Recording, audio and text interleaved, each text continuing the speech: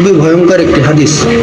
হযরত আবু হুরায়রা রাদিয়াল্লাহু হইতে বর্ণিত, রাসূলুল্লাহ সাল্লাল্লাহু আলাইহি সাল্লাম বলেন, কিয়ামতের ময়দানে আল্লাহ তাআলা আদম সন্তানদেরকে লক্ষ্য করে বলবেন, হে আদম সন্তান, আমি তো অসুস্থ ছিলাম, তুমি আমাকে দেখতে যাওনি।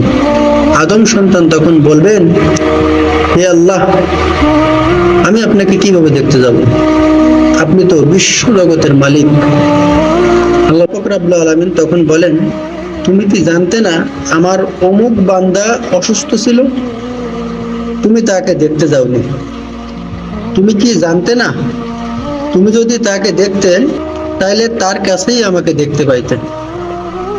মুসলিম শরীফের হাদিস, 2569 নম্বর হাদিস।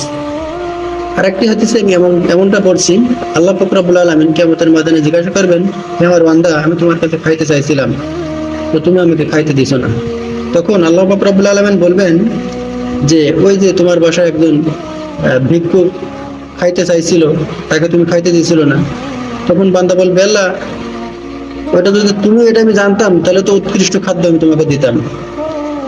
আবার আর একটা হাদিস এরকম আছে, একটা হাদিসের ভিতরে যে একজন ভিক্ষুক খাবার চাই যে আমাকে খাইতে দাও, তো বান্দা তো দেয় না। কিয়ামতের ময়দানে আল্লাহ বলবে, আমি তোমার কাছে খাইতে চাইছিলাম। বান্দা, আল্লাহ বলবে, আমি তোমার কাছে খাইতে চাইছিলাম, কিন্তু তুমি আমাকে খাইতে দিছিলে না। তখন বান্দা বলবে, আল্লাহ, তুমি যদি চাইতে আমার কাছে, তাহলে ভালো জিনিস খাইতে দিতাম। তখন আল্লাহ বলবে, ওই যে লোকটা তোমার কাছে খাইতে গিয়েছিল, ওইটাই ছিলাম আমি।